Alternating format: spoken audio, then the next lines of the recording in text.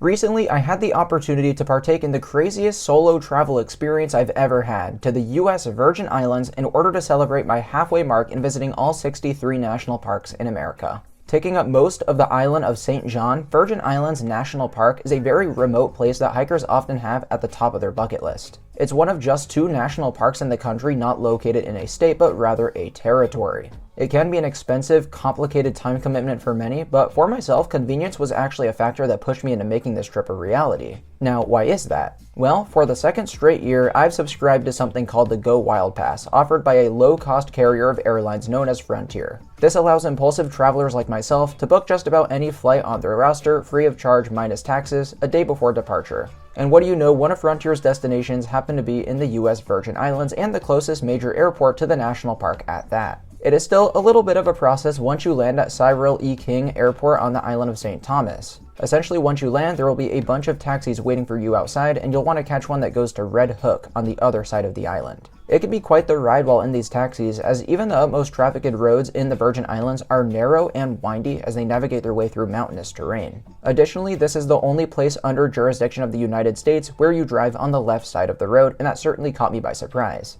Upon arriving in Red Hook, you'll make your way into the main ferry terminal that connects the islands of St. Thomas and St. John. The ride is scenic as you thread between several tiny islands, and I was even lucky to see a dolphin jumping out the water, which I was a bit late to get video footage of, but it was still beautiful. You're then dropped off in the town of Cruz Bay, which is the largest population center on St. John and where I'd call home for the next 2 nights. Admittedly, this was a national park I definitely wish I had more time at, but the reason being was entirely out of my control. The first night in my Airbnb, I noticed a few roaches on the walls, which made my stay deeply uncomfortable. It basically resulted in me getting a fraction of the sleep I needed in order to do everything on my itinerary for the only full day I had planned in the national park. To make matters worse, when the second night rolled around, I noticed a mouse dart across the floor and eventually make its way into my room, making that even more uncomfortable than the first night. And of course, since I don't have picture evidence, I'm unable to get a refund, so that's just great.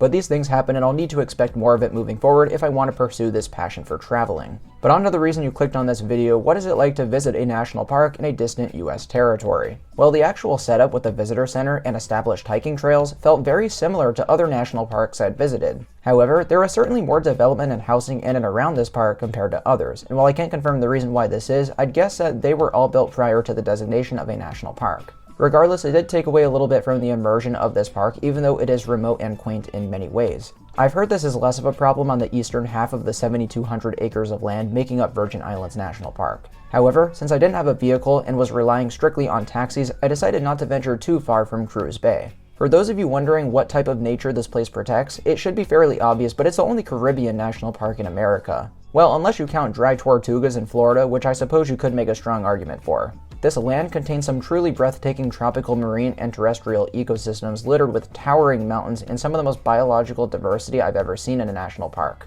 The main draw for tourists are the ocean waters which surround the park, containing pristine coral reefs that serve as a refuge for some of the most fascinating fish and marine life of any national park. There's also many great hiking trails that take you deep into the tropical rainforests of the area, which I'd advise you to keep your eyes peeled for wildlife on. It seemed like every couple seconds I'd hear something move through the trees and bushes around the trails. Now onwards to my personal experience when I arrived on the island on the first day. I had maybe 4 or 5 hours to kill, so I dropped my stuff at the Airbnb and proceeded to hike what are likely the 2 most popular trails in the national park, which can be found right outside of Cruz Bay. Better yet, you can do what I did and combine them both into one longer hike, which I believe was somewhere around 3.5 miles round trip. Which I know doesn't sound bad, but at one point you were going uphill at a steep angle for quite a while, and with the heat and humidity that this area receives, it can be brutal. I started on the Lynn Point Trail, which on its own is pretty easy with not much elevation gain. You'll make your way into the forest facing away from town, and right away you feel so at peace due to the lack of noise and tranquility on offer. It's a fascinating type of scenery too, because while I had seen lush rainforest before, I hadn't seen this blend with flora that you typically see in a drier landscape like cactus. But you can tell the animals love this wide range of plant life because there are so many that you'll quickly notice if you're paying attention. The most I saw by far of were lizards, and more specifically these guys with the long tails that have these white and black stripes on its backs. I did also see some more colorful ones like these ones with the green and yellow. And this was much more rare, but I did spot a few massive iguanas as well, like so big you could mistake them as dragons. Additionally, there'd be a couple hermit crabs too with these super cool shells, and with all these examples of fauna, I was already starting to get pretty into this environment. But then the trees open up, and whenever that happens here, you can expect the view to be pretty fantastic. Lynn Point overlook isn't too high overall, but you do get an excellent view of Cruz Bay. And this was pretty interesting because at that point it feels like you've already gone pretty deep into the wilderness, but nope, there's town right there in front of you. Of course, one could argue the view would be even more magnificent without all the buildings and boats in the way, but there are several other opportunities for viewpoints like that we'll get to later. I'll even add that if you continue along the trail a bit further, you face towards the distant island shooting out of the water, and that's arguably just as beautiful of a view as Lynn Point itself. Proceed even more and you'll be met with a spur trail that connects the Lynn Point hike to Caneel Hill, which is much more difficult. But this is a must-do in my opinion, as the scenery is breathtaking and you really get high up there, which is something that was a high priority when visiting the national park. Overall, the forest and wildlife were basically identical here compared to the last trail, but when things open up, man were the views incredible. When you reach the top of Caneel Hill, you'll come across an observation deck providing you with the opportunity to look out and see all of these little islands jet up out of the ocean in what is probably one of the most surreal overlooks I've ever been. It's actually not even 800 feet high, which I couldn't believe it wasn't more than that with how distant and exposed the views were.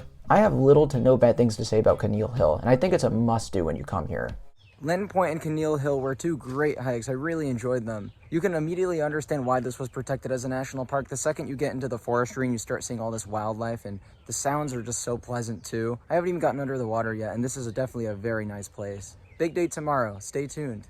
But that was about it for hiking, because the next day was going to be focused solely around the beaches that call this national park home. I'd have the chance to see 3 of them, including Trunk Bay Beach, Cinnamon Bay Beach, and Maho Bay Beach. To reach the beaches using only taxis, you can head back to where that ferry station is in Cruz Bay and you'll have no problem at all. You'll also notice taxis come by the 3 beach parking lots every 20 to 30 minutes, so I had no problem getting around either. The ride up to the northern part of the island with the beaches is absolutely beautiful, and occasionally you'll get an amazing reveal of the turquoise waters with mountains surrounding the pristine white sand beaches. Now, if you didn't bring any snorkel gear like I did, there is an opportunity to rent some at Trunk Bay Beach for a very cheap price. The only downside is they do close at I believe 4:30 p.m, meaning I had to wrap things up earlier than I would have liked. But I did still have plenty of time to get under the water, which was potentially my favorite thing I did in the park. The water maintains a warm temperature year-round, but when I visited in May, I couldn't have asked for better. It was somewhere in the mid to high 80s range, and the visibility was fantastic. Comparing the snorkeling to other places I've been, I'd still say Dry Tortugas is the best I've experienced by quite a large margin still.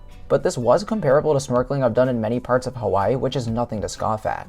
While here, I was really crossing my fingers I'd spot a sea turtle, but unfortunately luck was not on my side there. But keep in mind, I didn't want to get too far out in the water since I was on my own, so it's possible I would have had a better chance if I'd done so. What compensates massively is I did see the largest stingray I'd ever seen in my life, which was absolutely incredible and the highlight of my experience under the water here. People were getting surprisingly close to the thing, but it seemed like it was in no rush to sting anyone, and I was able to shoot some rather up-close video footage of it swimming around. Aside from the snorkeling, even walking along the beaches was so enjoyable for me, as it's rare you see mountains of this scale right beside the coastline. Not to mention, the watercolor was the most outrageously clear turquoise color I'd seen anywhere. It really did look like something out of a movie or a postcard, and I couldn't have asked for a better time. But yeah, after that point I was so wiped out from a lack of sleep the night prior, and I knew I had to catch a flight pretty early in the morning, so I decided to call it a day, and that was my time in the remote but scenic Virgin Islands National Park. Man, the snorkeling here has been absolutely great. That stingray was massive, man. Never seen a stingray that big, ever. There's no denying how accomplished I feel for having made this trip a reality after having had it on my bucket list for years. It was no doubt a worthy milestone park for number 32, and I'd recommend it to anyone watching this video. There really is something here for everyone, regardless of your interests and capabilities. Having said that, when I compare this to the other great national parks in America, it does rank in the mid to low range, solely due to my preferences in nature. While the mountain scenery is beautiful, I wish there was a few more hikes like Caneel Hill that took you to higher elevation vistas, and in general, though I love the beaches, it's not going to be as unique as something you'd find in the national parks of California or Utah or Wyoming, just as an example. But still, definitely a park I'll always be glad I visited, and hopefully this video can help you plan a trip if it's something you might be into. If you enjoyed today's content, I'd really appreciate it if you could give it a like and subscribe to Travel Dash for more content like this in the future. Thank you so much for watching, and I'll see you all very soon. Bye guys.